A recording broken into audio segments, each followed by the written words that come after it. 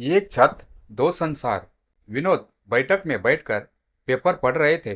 कहने को पेपर पढ़ रहे हैं कह सकते हैं।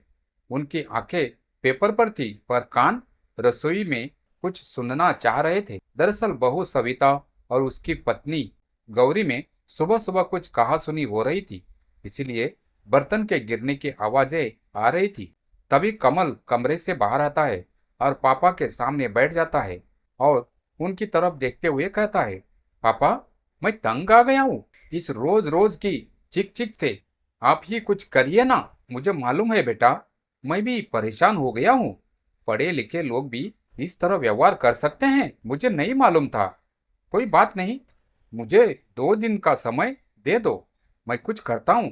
कहते हुए विनोद उठकर अपने दोस्तों के साथ मिलकर सुबह की सैर के लिए निकल जाते हैं। कमल अपने कमरे में बच्चों को स्कूल के लिए तैयार करने के लिए चला जाता है। विनोद आयकर विभाग में काम करते थे और गौरी एलआईसी में काम करती थी। उनके 2 बच्चे थे। बेटी का विवाह कर दिया था।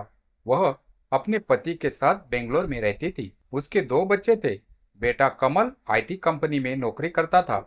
सविता ने भी इंजीनियरिंग किया था, पर 2 छोटे बच्चों को संभालना था, इसलिए उसने अपने काम में ब्रेक लिया था।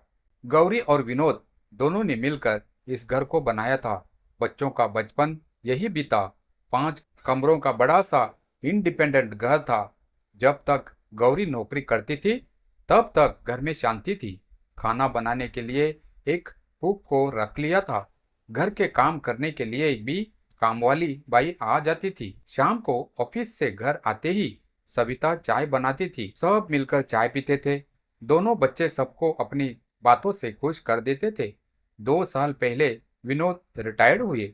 विनोद बच्चों को अपने साथ पार्क घुमाने ले जाते थे, उनके साथ खेलते थे। 1 साल ही हुआ गौरी को रिटायर्ड हुए। रिटायर्ड होते ही उसने कुक को हटा दिया कि मैं खाना बनाऊंगी। बस तब से घर में रोज दोनों के बीच झगड़े होते थे।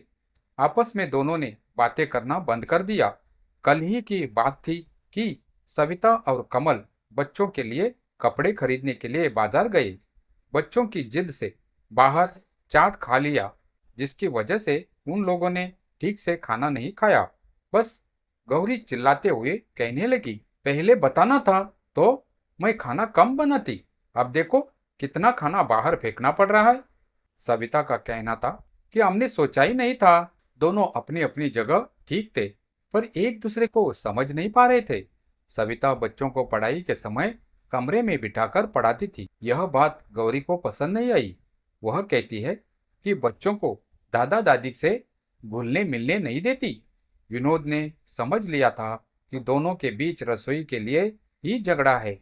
गौरी अब उस पर अधिकार रखना चाहती थी, क्योंकि सालों उसने नौकरी की वजह से उसे छोड़ दिया था। सविता शादी होकर आते ही रसोई को संभाल रही थी, इसीलिए वह उसे छोड़ना नहीं चाहती थी। विनोद पूरा दिन अनमने ही रहे। दूसरे दिन सुबह की सैर से आते ही उन्होंने कहा, कल मेरे दोस्त विशाल का गृह प्रवेश है, खाना नहीं बनाना, वही खाना है। उस दिन रविवार था तो सब लोग उनके घर गए। सास बहू दोनों घर देखकर बड़े ही खुश हो रही थी। विनोद ने कहा, इसी अपार्टमेंट में और भी घर है, मेरे दूसरे दोस्त ने लिया है, उन्हें भी देख लेते हैं। विशाल उन चारों को वहां लेकर जाते हैं। दोनों फ्लैट एकदम सटे हुए थे, जैसे 2 भाइयों के लिए बनाए हैं। यहाँ भी सास बहू घूम घूम कर देख रही थी। तभी विनोद ने कहा, ये दोनों फ्लैट मैंने अपने लिए खरीदे हैं।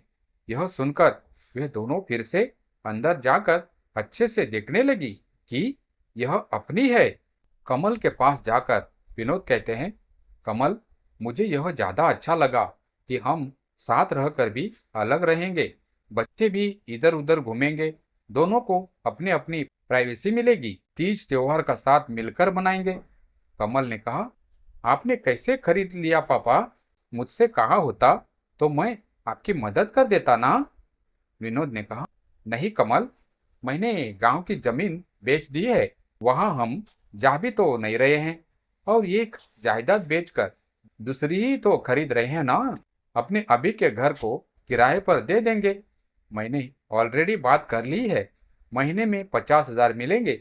कमल ने पापा को गले लगाया और कहा, पापा, आपका मुकाबला तो कोई नहीं कर सकता है। कमल, मेरा मुकाबला बाहर के लोग नहीं कर सकते हैं, परंतु घर में मैं गौरी का मुकाबला नहीं कर सकता।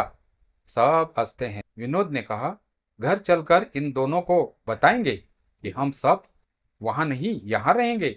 समय रहते ही विनोद ने रिश्तों को संभाल लिया है, वरना वे और उलझ जाते थे। घर लौटते वक्त सबके चेहरों पर अजीब सी शांति थी। विनोद ने जो फैसला लिया था उसने मानो सबके दिलों के बोझ उतार दिया था।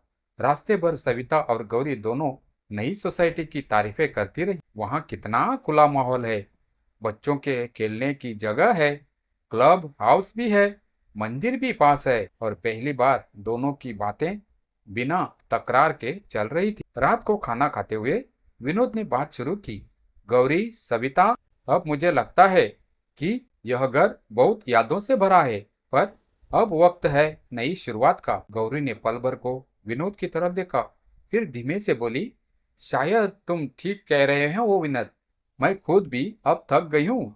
हर रोज का मन मुटाव अच्छा नहीं लगता। सविता ने भी सिर हिलाया, माँ जी, मैं भी चाहती हूँ कि अब माहौल थोड़ा बदल जाए, बच्चों को भी नया माहौल अच्छा लगेगा।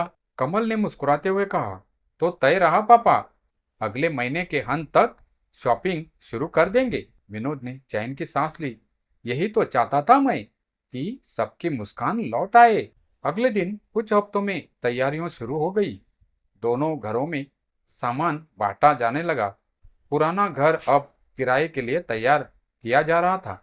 बीच बीच में पड़ोसी आते यादें ताजा करते, भाई विनोद जी, आप जा रहे हैं, यह गली सुनी हो जाएगी। विनोद मुस्कुराकर कहते, कहीं जा थोड़े ही रहे हैं, बस थोड़ा अलग रहेंगे, मन तो यही रहेगा। नई सोसाइटी में गृह प्रवेश के दिन दोनों घरों से पूजा की ध्वनि एक साथ गूंज उठी। विनोद ने जानबूझकर पूजा का मुहूर्त एक ही रखा था, ताकि शुरुआत भी साथ हो और अपनापन भी बना रहे। गौरी का घर बाई तरफ था और सविता का दाई तरफ। बच्चे इधर उधर भाग रहे थे। दोनों रसोइयों से पूजा का प्रसाद बन रहा था। गौरी ने देखा सविता हॉल सजा रही है तो मुस्कुराते हुए बोली, अरे वो फूल तो मेरे पास पड़े हैं, मैं भेज देती हूँ। सविता ने तुरंत कहा, नहीं माँ जी, आप ही आ जाइए ना, साथ में सजा लेंगे। गौरी ने भीतर से महसूस किया, मन की दीवारें ढल रही थी। विनोद ने बालकनी से दोनों को देखा।